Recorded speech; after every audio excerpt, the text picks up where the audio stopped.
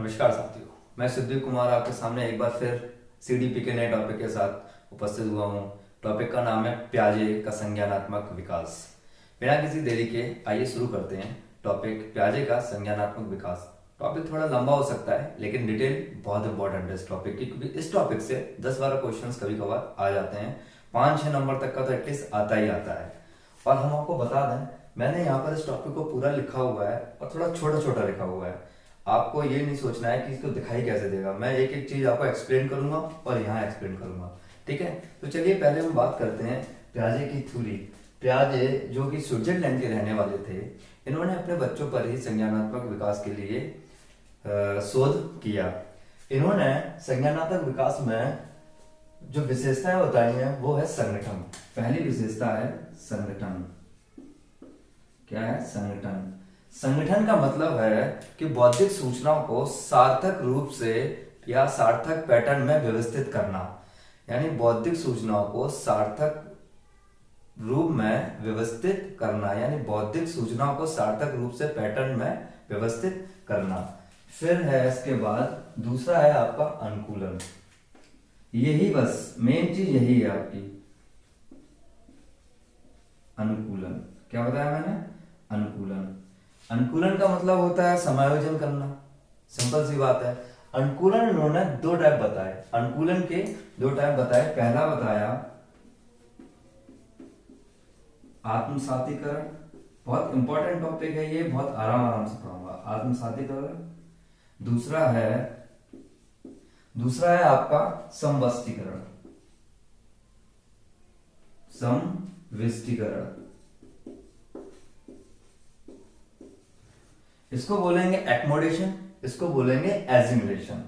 अब हम आपको बताते हैं आत्मसातीकरण क्या होता है। आत्मसातीकरण का मतलब होता है चीजों को एज इट इज आत्मसात कर लेना, यानी चीजों को उसी रूप से, यानी किसी भी नवीन सूचनाओं को पूर्ववर्ती सूचनाओं के साथ उसी रूप में ग्रहण कर लेना। जैसे कोई किसी राम जाता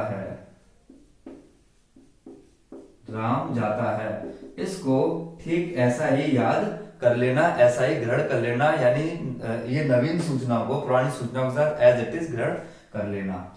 दूसरा है आपका समविष्टीकरण। क्या है आपका? समविष्टीकरण।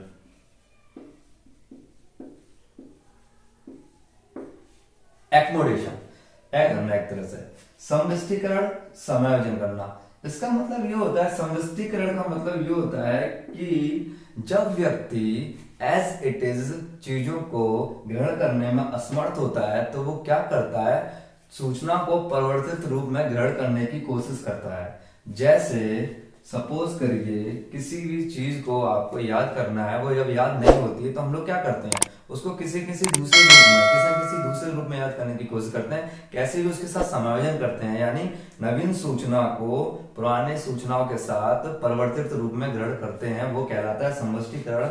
जैसे इट पर नच, ये एक परिवर्तित रूप है, जबकि इसका मतलब है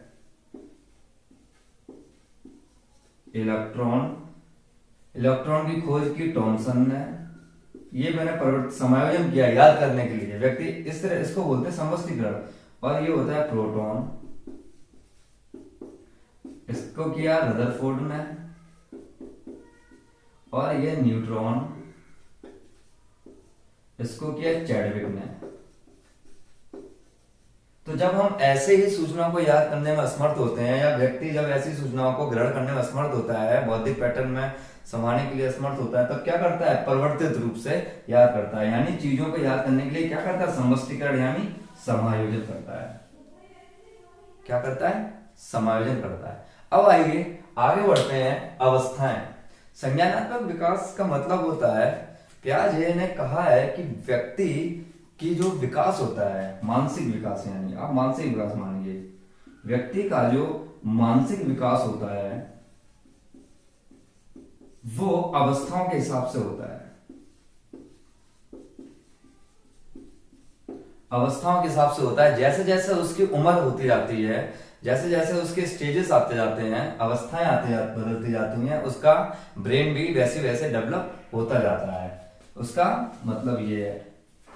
एक और प्याजे कहते हैं कि बालक का जो विकास, बौद्धिक विकास होता है वो अवस्थाओं के हिसाब से होता है। वहीं वाइगोत्स्की कहता है कि बालक का विकास समाज से होता है। वाइगोत्स्की क्या कहते हैं कि बालक का विकास समाज से होता है, परिवार से होता है। समाज से जो सीखता है बच्चा वही उसको लेके आगे चलता है। लेकिन प्याजे यहाँ पर अलग धारणा रखते हैं। प्याजे ने कुछ स्टेजेस बताई हैं अवस्थाओं की, इसीलिए इसे जो मतलब अवस्था का जो कह सकते हो आप, अवस्थाओं का भी इसको कहा जाता है विकास। प्याजे ने अपनी जो कुछ स्टेज रखी है वो ये रखी है। पहली स्टेज है संवेदी गामक अवस्था, इंद्रिय जनित अवस्था, सेंसरी मोटर स्टेज इसको बोलते हैं। कौन सी स्टेज है पहली, मैं यहां लिख देता हूं,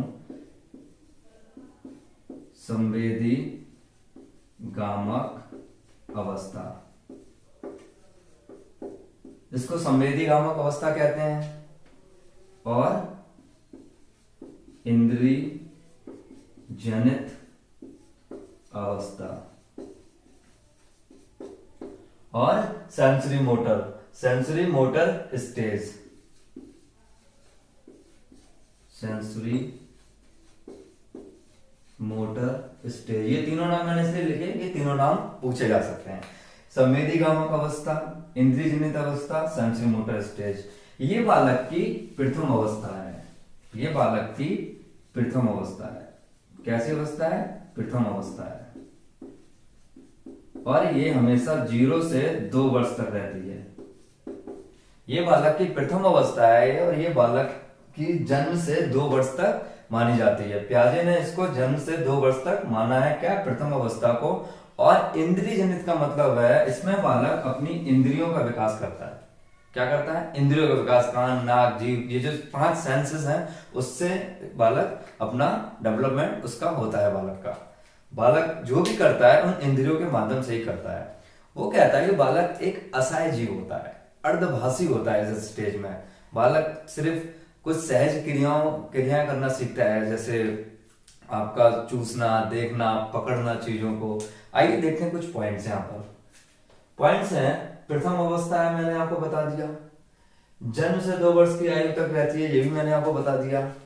और असहाय एवं अर्धभाषी जीव होता है। अर्धभाषी जीव का मतलब बच्चा पानी को पा कहेगा, पापा को पा कहेगा, पप्पा कहेगा, पानी, मतलब वो पूरे वर्ड नहीं बोलेगा, ना ही अर्थपूर्ण बोलेगा।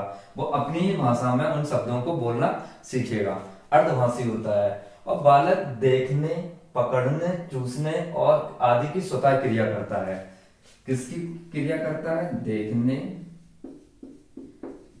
पकड़ने और चूसने की स्वतः सहज क्रिया करता है। क्या होता है, बालक देखने, पकड़ने, चूसने की स्वतः ही सहज क्रियाएं करता है। सामाजिक दृष्टि से चतुर हो जाता है। क्या हो जाता है, सामाजिक दृष्टि से चतुर हो जाता है। इसका मतलब ये है कि बच्चा पहचानने लगता है। बच्चा, आप गोदी लेंगे तुरंत पीछे हो जाएगा, मतलब बच्चा एक्टिविटीज कर, बच्चा उसी के पास जाएगा जिसको वो पहचानता है। आप कहिए उससे गोदी आ जाओ, वो नहीं आएगा, क्योंकि वो हंस देगा, क्योंकि वो क्लेवर हो जाता है सामाजिक दृष्टि से। बच्चा रोने लगेगा, उसको गोद चाहिए होगी आपकी तो वो रोने लगेगा, मम्मी आ जाएंगे तो वो रोने लगेगा, मतलब एक्टिविटीज करने लगता है। चतुर, बहुत क्लेवर होता है। और एक चीज और होती है, वो प्रकाश और आवाज के प्रति प्रतिक्रिया करने लगता है। किसके प्रति प्रतिक्रिया करता है, प्रकाश और आवाज।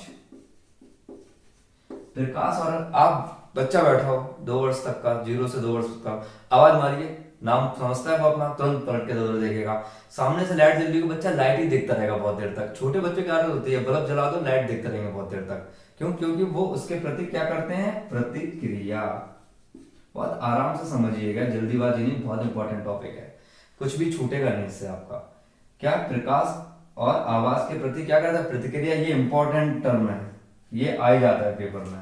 प्रकाश के प्रति प्रतिक्रिया करने लगता है। और दूसरी बात, उसे बाहर की दुनिया से कोई मतलब नहीं रहता है। बाहर की दुनिया से बिल्कुल क्या होता है, अनभिज्ञ। अनजान, बिल्कुल शुद्ध शब्द, बिल्कुल सरल शब्दों में समझिए आप इसे। बाहर की दुनिया से बिल्कुल बालक अनजान होता है। वैसे भी 2 वर्ष का बालक क्या है, उसे क्या मतलब दिन दुनिया से, वो अपनी मस्ती में चुगल होता है, बाहर की दुनिया से बिल्कुल अनजान होता है।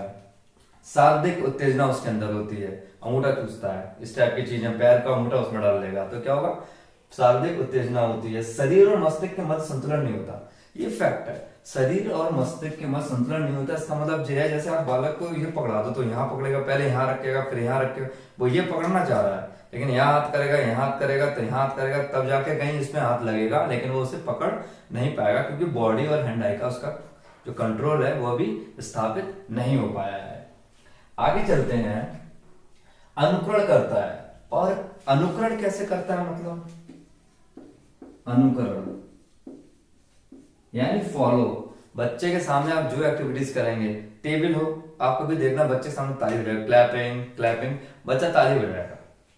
छोटा बच्चा है, 2 वर्ष तक का बच्चा चीजें समझता है, वो आपको फॉलो करता है। आप उसके सामने कुछ भी एक्टिविटीज करिए, छोटी मोटी करेगा, डांस के लिए बोलोगे वो डांस करेगा, तो छोटी मोटी एक्टिविटीज क्या करेगा, बच्चा फॉलो करता है, अनुकरण करता है। और एक इंपॉर्टेंट लाइन है इसमें, बच्चा वृत्तीय क्रियाएं करता है, मतलब बार बार करने वाली, दोहराता है चीजों को, रिपीटेशन करता है। बच्चे ने अगर एक बार ये चीज डाल दी और उसको अच्छा लगा तो वो कोई भी चीज पकड़ेगा, फेंक देगा नीचे, फिर फेंक देगा, फिर आप उठा के दोगे, फिर फेंक देगा, आप उठा के दोगे, फिर फेंक देगा, आप उठा के दोगे, फिर फेंक देगा। ये क्या है, वृत्तीय क्रियाएं। ये वृत्तीय क्रियाएं बार बार दोहराने की आदत उसमें होती है। तो ये क्या है, ये 0 से 2 वर्ष की जो मैं ये बता रहा हूं आपको चीजें, ये कहाँ की है, 0 से 2 वर्ष की, और किसकी, संवेदी गामक अवस्था है, इंद्रिय जनित अवस्था है। ये इंपॉर्टेंट टॉपिक्स हैं, ये पॉइंट्स हैं जितने भी बहुत इंपॉर्टेंट है। और लक्ष्य निर्देशित व्यवहार होता है उसका, लक्ष्य निर्देशित व्यवहार होता है। सिंपल बात है, एक लक्ष्य को अगर उसे भूख लगी तो रोते ही रहेगा जब तक उसका लक्ष्य उसे प्राप्त नहीं हो पाएगा, तो उसका व्यवहार कैसा होता है, लक्ष्य निर्देशित। दूसरी अवस्था की बात करते हैं, पूर्व संक्रियात्मक अवस्था, प्री ऑपरेशनल स्टेज। पूर्व, इसको लिख देता हूं मैं यहां पर, पूर्व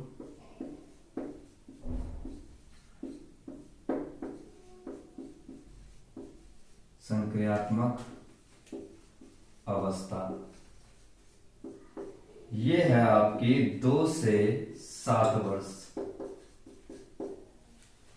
ये जो अवस्था है आपकी 2 वर्ष से 7 वर्ष तक मानी है। पियाजे ने पूर्व संक्रियात्मक अवस्था को 2 वर्ष से 7 वर्ष तक माना है, और उसने इस अवस्था, पूर्व संक्रियात्मक अवस्था को भी 2 भागों में बांट दिया।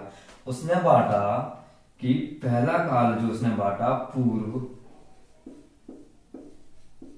प्रत्यात्मक, इंपॉर्टेंट है, पूर्व प्रत्यात्मक काल, जिसको उसने बोला 2 से 4 वर्ष तक। दूसरा उसने बोला अंतः प्रज्ञ काल, जिसको उसने बोला 4 से 7 वर्ष तक, सॉरी 5 से 7 वर्ष तक। तो उसने ये 2 काल बताए, किसमें, पूर्व संक्रियात्मक काल में 2 से 7 4 वर्ष तक हो गया पूर्व प्रत्यात्मक काल, अंतः प्रज्ञा काल 5 से 7 वर्ष तक का। ये जो काल होता है ये कैसा होता है, खोजी काल, उसमें मिलिए खोजी। इसमें क्या होता है, बच्चे क्या, क्यों, कैसे, ऐसे प्रश्न करने लगते हैं, क्वेश्चन बहुत करते हैं, पूछते बहुत हैं बच्चे, इसीलिए इसको क्या कहा गया है, खोजी अवस्था। और परिवर्तन का काल होता है, बच्चों में भाषा का विकास होता है, एक मतलब मेच्योरिटी तरफ बच्चा स्टार्ट होता है, आपको लगता है कि बच्चा बड़ा हो रहा है, तो एक परिवर्तन का काल है उसके लिए। ये जो स्टेज है बच्चे की बहुत इंपॉर्टेंट स्टेज है। और दूसरा है आपका, मैंने बताया जैसे अंतः प्रज्ञा काल, ठीक है, दूसरा क्या है, अंतः प्रज्ञा काल, 5 से 7 वर्ष तक का बालक अंतः प्रज्ञा काल के अंदर आएगा।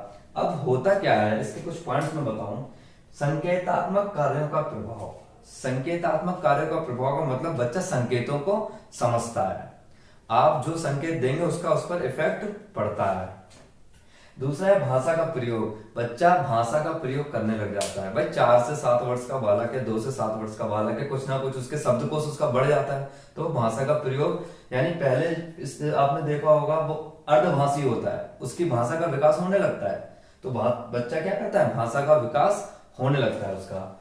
काफी शब्द उसको पापा मम्मी कहना आना है, कहाँ जा रहे हो, किधर जा रहे हो, क्यों जा रहे हो, ये सब बातें उसको पता होती है। मैगी, नूडल्स और चाउमीन, यूट्यूब वगैरह वो सब बच्चा मोबाइल वगैरह जान चुका होता है इस स्टेज में आके। वस्तुओं को क्रम में रखता है, वो क्या करता है, बच्चों को आप इधर उधर चीजें रख दो, बच्चे क्या आदत होगी, बच्चों को सेट करता रहेगा। बच्चे खिलौनों को हमेशा कभी देखा सीरियल लगाते रहेंगे, तो बच्चा क्या करता है, वस्तुओं को क्रम में रखता है। तीसरा है बच्चा जिज्ञासु हो जाता है। बच्चा कैसा होता है, जिज्ञासु, यानी बच्चा इंटरेस्टेड, बच्चा जानने के लिए बहुत तत्पर होता है। उसे कोई भी चीज दे दो तुरंत उसको तोड़ मरोड़ देगा, खोल खाल देगा। तो वो क्या करेगा, खिलौने बच्चे को दे दो तोड़ देते हैं, क्योंकि वो क्या है, वो जिज्ञासु होते हैं, इंटरेस्टिव होते हैं। ठीक है, नेक्स्ट है आपका हल्के भारी का ज्ञान। बच्चे को हल्के भारी का ज्ञान हो जाता है, ये फैक्ट है। बच्चा हल्के भारी का ज्ञान हो जाता है, कोई भी चीज हो उसे पता होती है कौन सी भारी है कौन सी हल्की है। नेक्स्ट है गिनती अक्षर नाम बताना। गिनती अक्षर नाम बताना, भाई सिंपल बात है। 5 जब आप 2 से 7 वर्ष का बालक लेंगे तो गिनती अपना नाम उससे पता होता है, आपके घर में होंगे वो गिनती 1 से 10 तक तो जान ही जाता है, और अक्षर पहचान लेता है, आ ए बी, ये सब चीजें बच्चा पहचानने लग जाता है। तो जब अक्षर गिनती की बात है तो किस स्टेज में होगा, पूर्व संक्रियात्मक अवस्था, प्री ऑपरेशनल स्टेज। दूसरा है अपने से बड़ों का अनुसरण। फैक्ट है, घर में जो बड़ा होता है, अनुसरण, घर में जो बड़ा होता है बच्चा उसकी बात समझता है, सुनता है और कहना मानता है। बच्चों में जो मोरल डेवलपमेंट होता है वो कौन करता है, बड़े तो करते हैं। तो घर का माहौल कैसा होता है, बच्चे अनुसरण करके ही वो मोरल डेवलपमेंट लेते हैं। बच्चे के अंदर जो नैतिक विकास आता है वो कहाँ से आता है, बड़ों से। तो क्यों, क्योंकि वो उनका अनुसरण करता है। तो बच्चों को आप सच बोलना सिखाएंगे, बोलेगा, बच्चों को टाइम से उठना सिखाएंगे तो आपको उठेगा, आप उससे गुड मॉर्निंग करेंगे या कुछ भी चीजें उसको उगाएंगे, बच्चा आपका अनुसरण करना शुरू कर देता है। क्लास में बच्चा जाना शुरू कर देता है, बच्चा क्या करता है, टीचर की बात को मानता है, तो बच्चा अनुसरण करना शुरू कर देता है। बड़ों की तरह जो हल्के भारी का ज्ञान होता है, गिनती अक्षर नाम बता देता है वो आपका, और उसका भाषा का जो विकास होता है वो वातावरण के अनुसार होता है। भाषा का विकास किसके अनुसार होता है, वातावरण के अनुसार होता है। आप देख रहे हैं वातावरण में इतना माहौल परिवर्तन हो गया, बच्चा मोबाइल जानता है और मोबाइल कह लेगा, लैपटॉप बिल्कुल नए तरीके से सीखे आगे से, लैपटॉप, बाइक, कंप्यूटर, एसी, ये नए नए वर्ड्स उसको अब दिखाई देते हैं। अब तो उसका भाषा विकास बहुत ज्यादा हो जाता है, क्यों, क्योंकि बच्चा वातावरण में ये सब चीजें पाता है। मैगी, मोमोज, खाने की चीजें, लेज, जो वातावरण में जो भी चीजें उसकी होती हैं, बच्चा क्या करता है, उन चीजों को सीख जाता है, कहना भी और पहचानना भी। ठीक है, अब हम आते हैं मूर्त संक्रियात्मक अवस्था 7 से 11। कौन सी अवस्था है, मूर्त।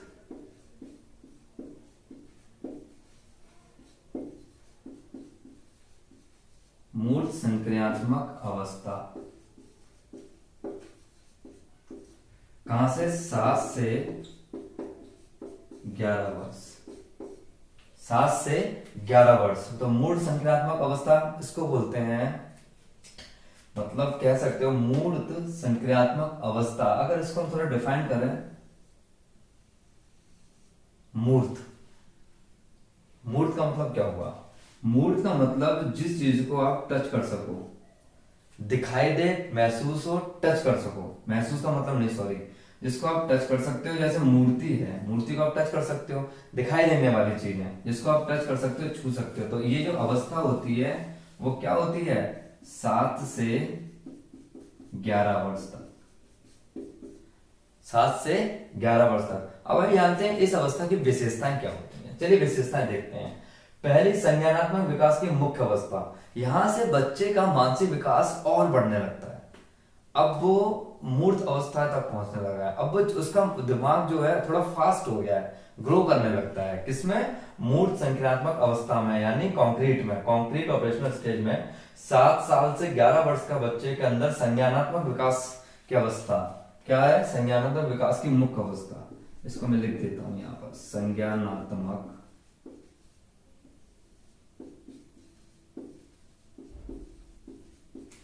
विकास की मुख्य संज्ञानात्मक विकास की मुख्य अवस्था है ये। और इसमें बच्चा बड़ों की तरह सोचने लगता है, बड़ों की तरह सोचने लगता है।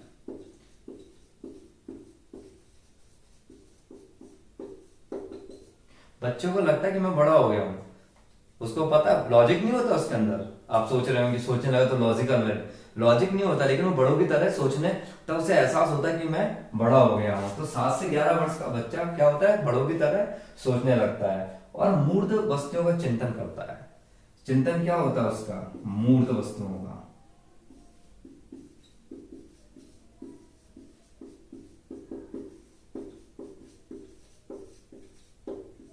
मूर्त वस्तुओं का चिंतन क्या होता है? मूर्त वस्तुओं का चिंतन मतलब ये होता है बच्चे को जो दिखाई देता है सिर्फ उसी के बारे में सोच पाता है। बच्चा कल्पना में नहीं जा पाता है, बच्चा उसके हिडन पोर्शन को नहीं बता सकता, बच्चा किसी कविता के हिडन पार्ट को नहीं बता सकता। बच्चे को जो दिखाई देता है उसी के बारे में सोच सकता है। जैसे बच्चे को आप 2 पेन देंगे सपोज, तो इन्हीं पेनों के बारे में आपको बताएगा, जो उसे दिखाई देगा उसी के बारे में वो सोच सकता है। और फिर है तार्किक क्रियाओं में समर्थ। बच्चा तार्किक क्रियाओं में समर्थ, बच्चा तर्क देने की उसमें क्या होती है? क्षमता आ जाती है। तुलना, समानता, अंतर बताना। तुलना, समानता,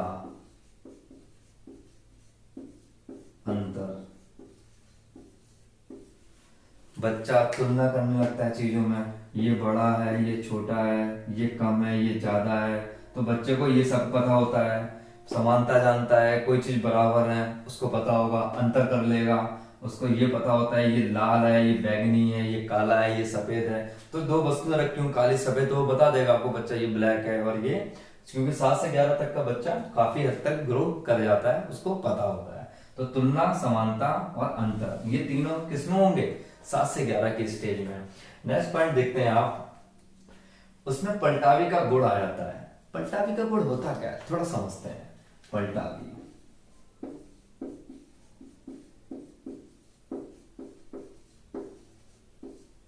पलटावी का गुण, पलटावी का गुण का मतलब होता है बच्चा किसी वस्तु के पूर्व रूप को मन ही मन समझ ले।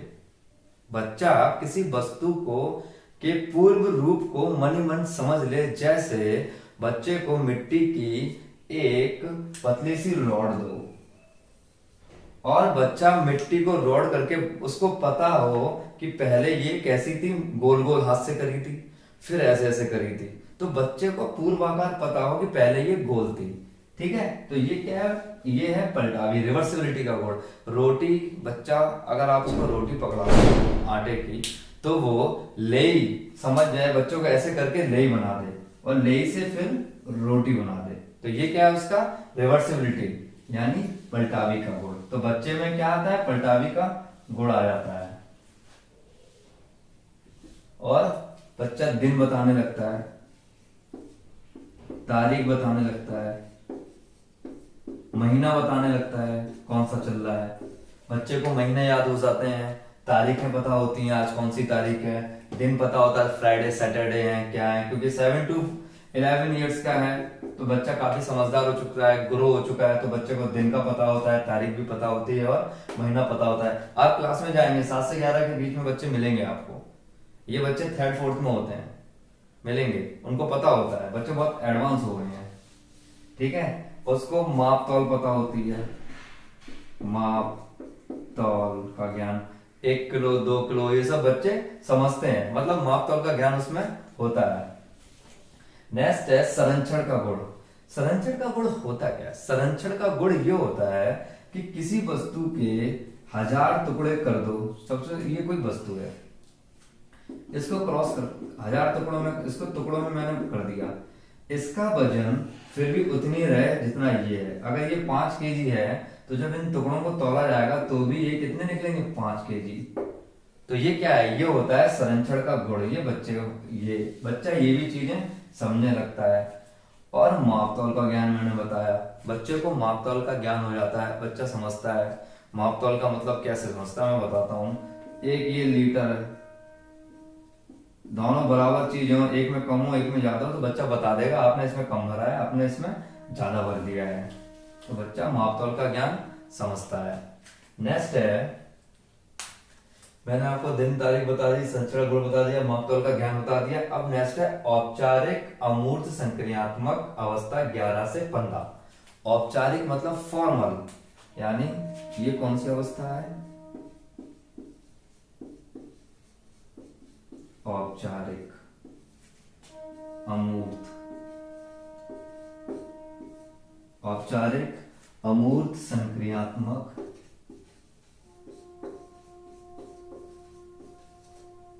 औपचारिक अमूर्त संक्रियात्मक अवस्था, जो कि 11 से 15 कहां तक चलती है, 11 से 15। ये बिल्कुल लास्ट स्टेज है, फोर्थ स्टेज है। प्याजे ने 4 स्टेजेस दी हैं, जिसमें ये सबसे लास्ट स्टेज है, जिसमें वो कहता है बच्चे का ऑलमोस्ट डेवलपमेंट हो जाता है। औपचारिक अमूर्त संक्रियात्मक अवस्था, क्या लिखा है, औपचारिक अमूर्त संक्रियात्मक अवस्था, यानी या तो इसे औपचारिक अवस्था कह दो या ऐसे अमूर्त। अमूर्त क्यों बोला गया, इसके पीछे की वजह है कि बच्चा कल्पनाएं करने लगता है, बच्चा अंदर ही अंदर चीजों को समझ जाता है। बच्चा किसी फिल्म को अगर देख के आएगा तो आपको पूरी स्टोरी बता देगा। बच्चा काफी समझदार, बच्चे को चीजें याद रहती हैं। और जो इसकी उम्र है वो है 11 से 15। ये 11 से 15 वर्ष तक लास्ट उम्र है, प्याजे ने बोली है। इस स्टेज में बच्चे का दिमाग पूरा विकसित हो जाता है, क्योंकि प्याजे ने कहा है कि बौद्धिक विकास जो बच्चे का होता है, बालक का जो मानसिक विकास होता है उसकी अवस्थाओं के हिसाब से होता है। उसी हिसाब से मैंने आपको ये 4 अवस्थाएं बताई हैं, जिसमें पहली बताई थी संवेदीगामक अवस्था, इंद्रियजन्य, दूसरी पूर्व संक्रियात्मक अवस्था, प्री ऑपरेशनल स्टेज, और तीसरी मूल संक्रियात्मक अवस्था 7 to 11, और चौथी है औपचारिक या अमूर्त संक्रियात्मक अवस्था 11 से 15। आइए जानते हैं इसके पॉइंट क्या क्या है। पहला पॉइंट है अमूर्त चिंतन। बच्चा अमूर्त चिंतन करने लगता है। अमूर्त चिंतन का मतलब होता है वो चीजें जो दिखाई ना दे उनके बारे में सोचना। जैसे कवि किसी कविता को बनाता है, अमूर्त चिंतन करता है, कवि कल्पनाओं में खो जाता है। अब जो चीज दिखाई ना दे उसके बारे में चिंतन करना क्या होता है, अमूर्त चिंतन करना। बच्चा कहानियां सुनाने लगता है, कहानियां बनाने लगता है, कल्पनाएं बनाने लगता है, तो वो अमूर्त चिंतन में आ जाएगा। क्या है, लिख देता हूं मैं यहाँ पे, अमूर्त चिंतन, अमूर्त चिंतन। और पदार्थ और गुण की पहचान, बच्चे को क्या हो जाती है, पदार्थ गुण की पहचान। बिल्कुल ऐसे मान लो बच्चे को चाउमीन दे दो और मैगी दे दो, बच्चा कहेगा मम्मी ये चाउमीन है, ये मैगी है, क्योंकि ये नूडल्स है, ये मैगी है। बच्चा समझता है इन चीजों को। पदार्थ और गुण की पहचान उसे हो जाती है किसमें, 11 से 15 साल तक की उम्र में। परिकल्पनात्मक चिंतन यानी हाइपोथेटिकल, बता चुका हूं, उसको लिखने की जरूरत नहीं है। परिकल्पनात्मक चिंतन करने लगता है, वो सपनों की दुनिया में होता है, उसको चिंतन करना है, वो इमेजेस बनाने लगता है। और 11 से 15 की वो स्टेज है, इमेजिनेशन पावर उसकी डेवलप हो जाती है। नेक्स्ट है आपका मानसिक विकास। बिल्कुल लास्ट स्टेज है प्याजे की, मानसिक विकास उसका भरपूर हो रहा होता है इस टाइम। डेवलपमेंट उसका कंटिन्यू होता जाता है इस स्टेज में। नेक्स्ट है आपका समस्या समाधान। बच्चा समस्या समाधान करने में सक्षम हो जाता है, समस्या समाधान। बच्चा समस्या समाधान करने में सक्षम हो जाता है। बच्चा छोटी छोटी समस्याएं खुद सॉल्व करने लग जाता है, क्योंकि बच्चे में तर्क करने की क्षमता आ चुकी है, और जिसमें लॉजिक पावर हो जाती है, विलोमिनता आ चुकी है, रिवर्सिबिलिटी आ चुकी है। वो समझ चुका है इससे पहले की चीज क्या होती है, उसके बाद की चीज क्या होती है, तर्क क्या होते हैं। मूर्त चिंतन से अमूर्त में आ चुका है, तो बच्चा समस्या समाधान करने लग जाता है, कल्पनाएं बनाने लग जाता है। निगमन तर्क करता है, वो नियम से उदाहरण की ओर जाके तर्क करता है। क्या करता है? निगमन तर्क। लिख देता हूं मैं, ये आ जाते हैं, ये ऐसे ही वर्ड आते हैं, यहीं फंस जाते हैं। निगमन तर्क का मतलब होता है नियम से उदाहरण की ओर।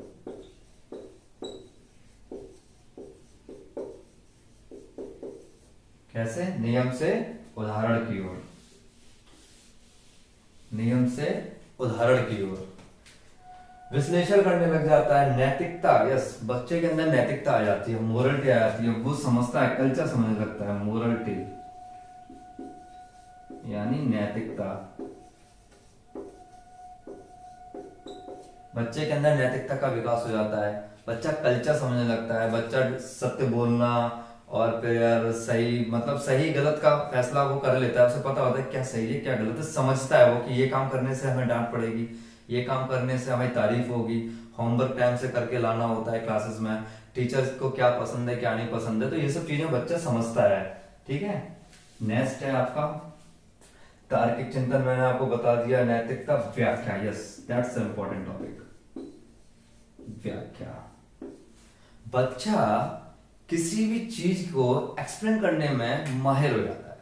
बच्चा, अगर कोई बच्चा स्कूल से घर आए, आप उससे पूछना कि स्कूल से घर आते वक्त क्या क्या देखा, तो बच्चा आपको पूरी डिटेल से बता देगा। मैं स्कूल से पैदल घर आया था, ये देखा वो देखा। एक महीने की छुट्टी हो जाए, बच्चा आपके स्कूल में आया, आप उससे पूछना बच्चे से, बेटा घर पे क्या क्या किया, वो बता देगा।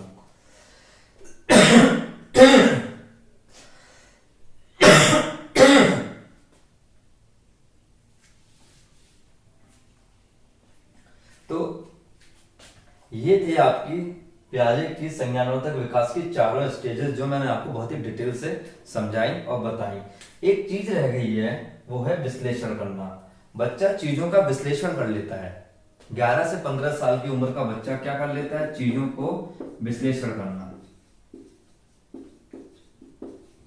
वो एनालाइज कर लेता है। एनालिटिकल पावर उसकी आ जाती है, वो एनालाइज कर लेता है चीजों को। ठीक है। अब एक शब्द रह रहा है आपका, वो बहुत इंपॉर्टेंट है, वो है स्कीमा।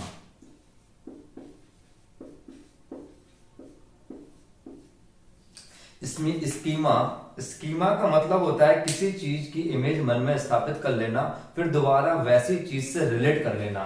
मतलब शरीर के द्वारा की जाने वाली क्रियाएं जो माइंड से जुड़ी रहती हैं, वो एक स्कीमा होती हैं, और ये मानसिक क्रियाएं हैं। स्कीमा का मतलब है शरीर के द्वारा की जाने वाली क्रियाएं जो माइंड से जुड़ी होती हैं, यह एक मानसिक क्रिया है। स्कीमा वो चीज है, जैसे दाल चावल खाना किसी को देखकर, बच्चा चम्मच से दाल चावल खाता है, बड़ों को देखता है, तो क्या है, बच्चे ने दाल चावल खाने के अंदर उसके अंदर क्या हो गया, स्कीमा फिट हो गया है। स्कीमा ये चीज है, किसी बड़े को देखकर बच्चा दाल चावल खाना सीख रहा है, तो उसने क्या किया, उस इमेज को अपने अंदर सेट कर लिया है और उसी के अनुसार वो कर रहा है, तो कहते नहीं है उसका स्कीमा फिट हो गया भैया दाल चावल खाने का। तो ये हुआ था स्कीमा। आपका ये टॉपिक पूरा फिनिश हो गया और इससे बाहर नहीं जाएगा।